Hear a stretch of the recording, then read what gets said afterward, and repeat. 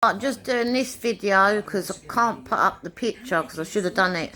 I'll have to do another video later because I'm busy working with a concrete floor. But just a quick update. I found out where the love hearts all came from on the baby kittens that we had, the four. And one of the kittens, there was 3 girls and 1 boy, and they was all fighting to live, but unfortunately the last boy one died yesterday morning. We tried to revive him. He was doing really well, the little boy one. He was going to go to my friend as his therapy baby, but unfortunately he took a turn for the worse, so I revived him, and he was doing all right again for a little while, and was doing the feeds and the hot water bottle and everything like that, and staying awake. And my son was brilliant. Even the fur babies were brilliant. We was all doing the duties together in looking after the little chappie and make sure that, you know, all fighting for him to live. But and even he was fighting to live, but unfortunately early hours morning yesterday he took another turn for the worst. So when he took a turn for the second time, I decided to call it, because I thought, well, yeah, you're not going to come back this time. So I called it, let him pass on. I did really try to bring him back, but no joy. So he passed away. But he had the most amount of love hearts on his Bengal patches, which it's a shame. The other ones, like I say, they had love hearts, but it was a little bit hard to tell how many and that, because the colours were different. But yeah, if they had all lived, they all would have had love heart patches. And the little boy one, he had 4 definite love hearts, and then he had 2 other love hearts that would have made 6 love hearts together. So they was close to love hearts. But yeah, it got me thinking. I thought, I don't remember my cats having love hearts. I thought, which one's got love hearts? I went round with the airbrush. I was like brushing them, like, who's got love hearts? And one of them's only got secret love hearts. I found out, it's a long story, but years ago when I had let me turn the telly down. When I had Tally Girl, Kissing Cat, she had secret love hearts as well. And it's really funny because Boofy, when we got her, she came from a different place to where we got Tally Girl, years ago. We got them from different places. But it's just funny that both our female cats, they had secret love hearts. So their fur's a little bit longer, but not too long for Bengals. But some you brush, yeah, see the markings. And some Bengals have shorter hair than others, but they've never been known to be a fluffy breed, you know. Not like the Macoon or other fluffy cats or Moggies. But yeah, I went round with the airbrush, like, who's got like love hearts then? Anyway, I was brushing her and I thought, oh, it was the mum. So it was the mum where they got all the love hearts from. But yeah, I can't believe it. Tally Girl had love hearts, secret ones. Boofy's got secret love hearts. And it's funny because when I got Tally Girl and Boofy as kittens, because they're snows, when we got them as kittens, they were more cream white. So you don't see the markings until they get older, much later on, yeah? Where some other babies that are Bengals, because they're darker in colour, or some of them start showing their colours more sooner than the snows and the snow minks.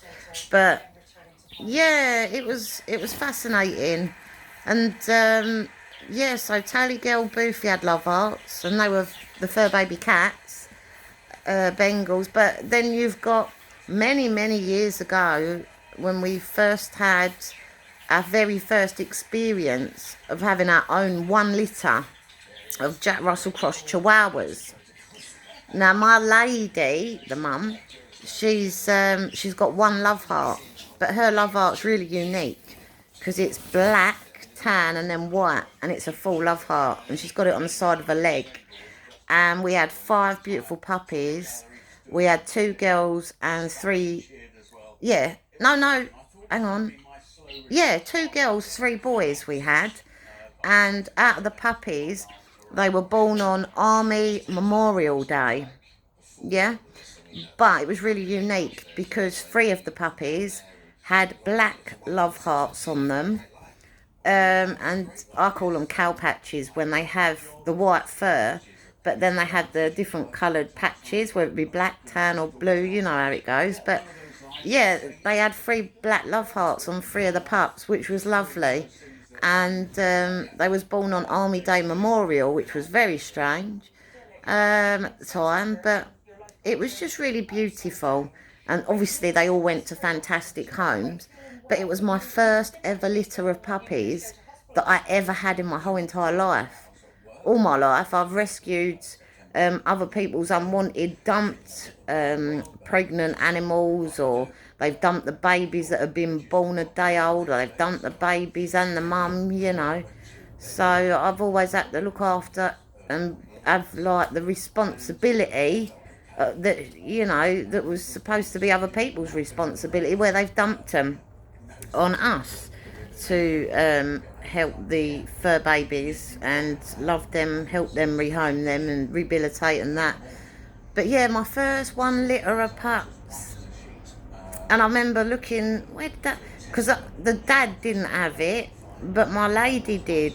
So yeah, same sort of thing. So it's funny. It's like love hearts is kind of sticking, isn't it? And not doing it on purpose either. I've not gone, oh yeah, I'm going to choose that one because it's got a love heart, because none of them had no love hearts when I first got them. But it's like, as they get bigger and then they start showing, because dogs can change their colour from a puppy upwards. They change their colour about 3-4 times before adulthood. And then when they get to older age, they start changing in colour again as they go old and grey, you know. But that's normal when they get older. But yeah, it's really fascinating. I mean, if I put up pictures of all the younger ones that did have from little upwards, you could see the way the colour changes throughout their life, and then it stops. So it will change from a puppy about 3 times before they keep that colour. Then they have that colour for most of their life after that. And then when they get old again, that's when they start going grey. So then they change again for the like, yeah, in the stages, like, you know. But it's like cats, and, you know, you get kittens, they look like certain colours. And some kittens will keep that colour or they won't. And then they'll start changing, you know. Same thing again. But, yeah, I never ever went out and gone, oh, I really want to get this one because it's got a love heart on it. Because none of them ever showed that until much later on. Till they got their proper fur colour. But, yeah, who knew? I think that's a really beautiful thing that's happened. I swear Tally Girl's looking down on us. I'm like miffed, but like miffed in a nice way. Yeah. And to know all the babies had love hearts, but the little boy one had the most love hearts. And now we know Boofy and Albert together produce love heart Bengal kittens with patches. That is amazing. And to know that Boofy was taught by Tally to be kissing cat and give kisses. I'm really like, I'm grateful, thankful, blessed, but it's kind of like, it's madness how this has all gone off natural, you know, but I don't know. Anyways, yeah, so this, you know, it's a horrible thing that's happened. It happens, it's part of life, but whether my boy wants to have another litter, but I really don't know right now because this is all early days that's happened. Plus, Boofy is getting loads of love, getting spoiled, but she needs rest duties. She needs to rest after this. So I like to give so many months as a break. for her to rest up after all this going off. But she was a fantastic mum, but she was a little bit, yeah. But her first time, like I say, when she had that one kitten, the surprise litter, and we didn't even know that Albert could get her pregnant. We knew Boofy could get pregnant because of her age, but didn't know that under 3 months that, you know, Albert could have got her pregnant. That was a myth, proper myth one, first time. Because all male cats we've ever had, they don't normally drop their balls until they're like, oh my God, 7 months, 8 months, 9 months to a year or so, or just after a year. So this was a first time ever in all my life, like, that this was even possible. But yeah, so it's just, I don't know. I'll do more videos of what I'm doing with concrete floor and stuff, but really this video was to do about the cats, and had loads going on. But if we do choose to have another litter, I did say to me boy, like, maybe it's something to do with the genetics, because sometimes you have snow Bengals and snow minks when if they're born and survive. Sometimes it's a word called a Jaffa. So in other words, something to do with the genetics. So it doesn't mean just because they're born that they will be any good for breeding. They could be born Jaffas even if they're born themselves. Because snow Bengals and snow minks are like the rarest and the very hardest to get in, like having a litter and breeding to get, yeah. So it's pot luck when you get those two colours in Bengals. But yeah, we'll see. I mean, my poor friend, he's been waiting now, oh my God, oh, nearly a year for his new therapy baby. But he's still waiting, bless him, for his therapy cat. But oh, wouldn't that have been lovely though? If that little kitten boy one had lived, because he wanted a boy. And when we had the accident one, and I was telling him, and he's telling me the bad story about what happened to his cat. And I said, well, this one's a girl, and he was after a boy one. I said, well, we'll probably end up keeping this one then, or we might rehouse it and keep it in family or friends. But I just said, like, yeah, we'll have another one, you know. But then we weren't expecting that one to take a turn the way it did. So we had that happen before. But it was really stressful because she was in labour very long. Because at first I was a bit pregnancy didn't even come into my mind that she could be pregnant. She's an indoor cat. Our cats are indoors. But yeah, I thought at first she was having a season because she was really small, showed no pregnancy tummy, nothing. And I thought, well, he's too young to mate with her. So that didn't even pop into my mind at all. So then when I found out, I thought, oh no, she's in labour. But then it was like early hours in the morning, 4 o'clock in the morning. So I thought, okay, well, keep an eye on her. And then she was in labour all day from 4 o'clock in the morning. So then I'm thinking, first time pregnancy, I know full well when they go into labour, if they don't have them in a certain amount of time, then this is not good. So I rushed her to the vet, and we had a very bad experience with the vets, which was quite disappointed in them. And we had an ultrasound that we weren't allowed to see that we paid for, and loads of stuff, right?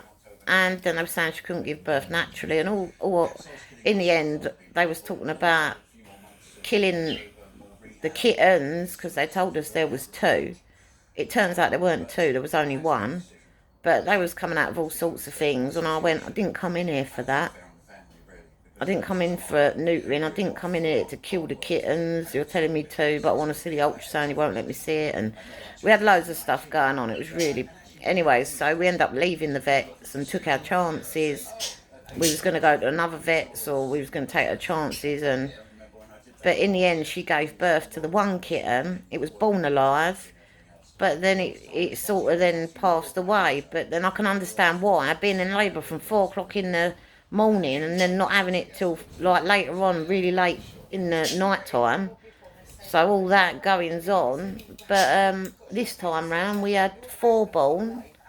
And yeah, but it's like how it goes down, really. But getting back to the genetics thing, I'm wondering, because of the patches and the amount of love hearts, and because, you know, it's to do, they were snows and snow minks, and then we had one cheeky little silver one in there. I'm wondering if it's something to do with it's very hard to get ones with love hearts on. That amount of love hearts, because around the world you'll see odd people with one fur baby with one love heart on the fur, whether it be dogs or cats. But you've never seen, well, I've never seen anyone around the world with any fur babies with more than one love heart on their fur babies. And to know that we had like kittens with loads of love hearts on them, I mean, that's extraordinary. You know, that's like, wow. Didn't even know this was possible. It's like, beautiful, what happened? But thinking that my friend was going to have one of them for his therapy cat, wouldn't that have been beautiful? He gets a therapy cat fur baby Bengal with lots of love hearts to give him lots of love to get him better because of his mental health issues, and gets lots of cuddles and love. That would have been really beautiful. Anyways, I told my friend about everything, like the birth and when it was going on. I kept him updated because obviously it would have been his new fur baby therapy cat. So it was like it was going all through the ups and the downs of it all. And I said, oh, you're lucky your boy one's the only one still going. I said, yeah, I was in the middle of doing concreting at the time. I said, I was like trying to wash my hands, and my boy's going, oh, I think she's got one coming out now. Like, what? Washing my hands, like, quick, quick, you know. But yeah, it happens. But she was a fantastic mum, but she was doing really well. But it's just how this has happened. But like I said, I don't know if it's a genetic thing because of the love hearts, or a genetic thing because of snows and snow minks. They're very hard to breed in Bengals, and they're really, it's a blessing when you get them, or if you can breed from them. You know, they're very rare, hard ones to get in the Bengal world. Even I know that. The most common Bengals are the brown ones, and then it's the Rosetta brown, or they look like a ginger brown. And then the silver ones, like them ones are the most common ones. But snow minks, snow babies, and what's the other ones? The coral ones, it's more like a brown black or a black brown. You know, they look like black panthers, but they're coming along quite nice in the Bengal world. But like I say, there's certain ones that are very hard to. But trust me, I love the snows and the snow minks ones. They're like my 2 favourites. I've had all the brown ones as well in the past as pets and things. But yeah, my favourite are, and they got blue eyes. I even like the ones with the green eyes. But yeah, but we'll see what happens. We'll see what happens. But like I say, Boofy's getting loads of love. She's on rest duty, getting sport rotten as normal. We're going to give her so many months to recuperate from this, and then what we'll do is we might do it again. I said to my son, if we do it again and this happens again, then I won't be breeding again. I won't. I don't even care if it's, you know, got beautiful loads of love hearts like they've got or not, right? I won't. If we do it again, I said, well, then it's kind of like if they lived, then that's a positive thing, yeah? But if this happens again where this all goes through, then it means it's not meant to be. And I'm not going to do what breeders, they'll be like, I must breed because of the love hearts. I must keep breeding because it's unique and one of a kind. Must breed. Just for that, and put the poor fur babies through that over and over again to try and get what they want. I won't do that. I won't do that and put my fur baby through that. But we'll see what happens. If it happens naturally, I said to my son, and it all goes well next time if we do this. I said, then, yeah, happy days, isn't it? Then my friend gets his therapy, love art, baby, and, you know, and then, yeah. But, really don't know. Yeah, anyways, we'll see. But yeah, so unique. I can't get over that. And my cheeky mum cat is the reason why. They got all them little love hearts. I was counting. I was like, 1, 2, 3. What for? Another what? Yeah, what? I was like, wow. Yeah, and I found out my mum cat's got quite a few little love hearts in her little dots. So to the Bengal people out there that have like just the dots or the fancy spots, rosetta ones, you know. I got love heart ones, more than one. And this has happened by accident, so yeah, wow. That's nice though, isn't it? Anyways, I don't care. Right, it's happened. They've passed away, but at the same time, so if it's meant to be, it's meant to be. If it ain't, it ain't. And unfortunately, this time round, it was like meant to be and then not meant to be. So that's God's way of saying, you know. But sometimes this is the truth of life and what happens. So, yeah, it's not all sugar, fairylands and fluffy marshmallows. This is reality. And do you think some breeders out there, they won't tell you about the dead ones, they'll just hype up the ones that lived. And this happens a lot, more than people, the public know. But they'll just keep breeding and breeding because all you want to hear about is, oh, look, this one's alive, look at the colour, oh, you like it, you want to buy it, blah, blah, blah, hyping it up. And then, you know, yeah. Right, but that's how, it's kind of disgusting how that goes down. Really, the people or the public want to know the truth. Then they might start realising that when they buy fur babies, they'll have them for life. I mean, if me and my boy do this again, and we get love heart babies and they live, then you think I would make sure that they get responsible, loving homes, and I would sell them to make sure that you are buying them for the right reason. I'm not going to go, oh, you can have it for free. No, you can bloody well buy it, because then you're showing initiative that you've saved up, or you've put the money there that you really truly.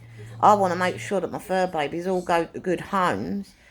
I mean, years ago, I didn't have time to sell the rescue ones because there was too many rescue ones being dumped on me. So it was like trying to rehabilitate what needed to be fixed in training. And then as soon as that was sorted, it was like, right, find these ones homes because someone's dumping another one. Someone's dumping another one on me. I felt like the dumping ground. I thought, I haven't got a sign outside my home saying, I'm the dumping ground for when you no longer want your animals. No. Yeah? But, like I say, I'm now doing what I want in life. So my ones that are what I'm doing, yeah, you can bloody well buy them. But, like I say, I ain't just going to go, oh, yeah, you come and buy from me, and because you're giving me money, oh yeah, that's all right, I'll take the money you can have, yeah? No, I always make sure that whoever has the fur babies, even down to the rescue ones, like the rehome fast, because people were dumping more on me, always made sure they went to responsible families, responsible owners, and not one come back. Because I always used to say, circumstances change for whatever reasons, please offer them back to me first. And if I can keep them, I'll keep them. If not, then I'll find them new loving homes. Not one come back.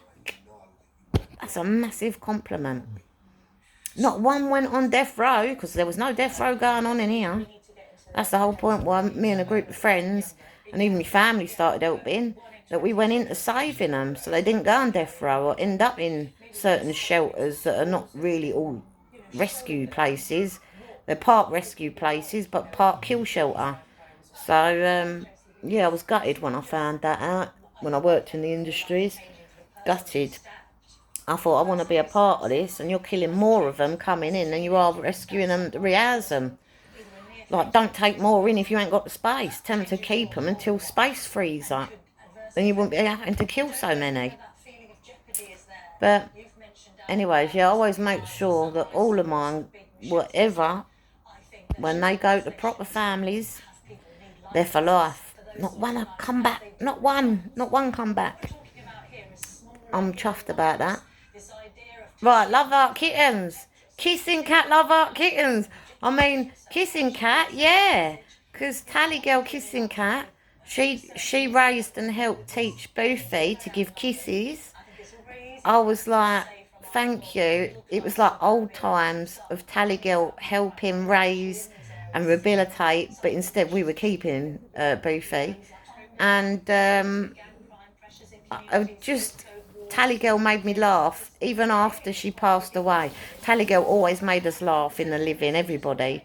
But when Tally Girl passed, I mean, she taught two of my cats to give kisses secretly, and she taught one of my dogs to give kisses secretly, because I was sitting there crying because Tally Girl died, and then my cat, he put his paw on me. I looked at him like that, and he gave me a kiss, like went, and I went. I was crying, but then I was kind of laughing, crying, and going, "Oh, Tally Girl took you." I was like, "Oh, that's so Tally." So it made me think of her even more, but then in a happy way, even I was upset because she died. And then I went round kissing all my animals to see who else she taught, to find out she taught another one of my cats and taught one of my dogs. And I said, "Oh, Tally, you're so cheeky." So before she died, she taught three of them to give kisses. She definitely didn't teach the other ones because they were trying to tongue me. It was disgusting. But yeah, it was nice that her legacy lived on, and also that Tally helped to raise the next fur babies before dying. And many years, even down to all the rescue ones that we took in and helped rehabilitate, Tally Girl was part of that. You know, she done a mummy cat thing when needed, putting them in her place, and come here, I'll give you a lick and give you kisses. And no, it was brilliant. Tally Girl, when I think about her legacy, not just Tally Girl, but Fat Boy, Peggy, Vicky, my first Prinny, Foxy, Lily, and and we still got little old Grandma Lady still left from the original ones of many years. But when I think about all our other ones, dogs and cats, that their legacy, they helped so many rehabilitate the rescue ones that was dumped. And we're not a rescue centre. We did it in our own homes, environments, me and my friends, and then also our families mucked in and got involved. So we did it in the end as like a big group of us. But they were rehabilitated in home environments. They were rehabilitated, you know, in gardens and also outside at parks and whatever we needed to do, we done. But my passed away ones, dogs and cats, they were part of the rehabilitating program to help these other ones that we didn't keep, yeah, that we saved to help them rehome and stop them from being on death row. So yeah, no, it's nice that their legacy still lives on even after passing, and they help train up the next lot. And I'm really over the moon with all my next lot of fur babies, dogs and cats, because they're doing everything that I could even ask of. So if anything like that ever happens, it's not that I want to rescue anymore. But at the same time, I mean, even some of my next ones that I'm keeping, some of them are rescues and some of them ain't. But I will always, if my fur babies of many years pass away again, I will always look at rescue ones, not just breeders, but I will always look at rescues and breeders, and it's whatever fits the criteria, what I'm looking for at the time, as being mine or my son's fur baby pets or service dogs, you know. But I will still rescue in very special occasions if I need to step up and step in and help the animal world. But at the same time, I'm not going to be doing it like I once did, yeah? Which was a lot of rescuing. Right, I'm going now, because this video is getting longer and longer, and I've got to upload it for you lot. But yeah, just letting you know, we might try again. But if we do try again, it's, if this happens again, where the kittens don't live, then it's not meant to be. I can't keep breeding my cat just because she gives lots of love hearts on Bengal Patches babies. I just can't do it. Because in anybody that's in the breeding program world, or doing breeding all the time, you know full well when you get a dog or a cat that keeps having a litter where they're dying or they're born and then they die, you know not to breed with those ones because they wouldn't be no good for being a breeder. Or not even to have a litter, you know. So you just wouldn't do it. So normal people in the breeding world, what they would do is go, right, that one's not meant to be a breeder, get it snipped. That's what responsible breeders do. But unfortunately, you get these other ones that ain't responsible, and it's like, oh, but it's got that colour.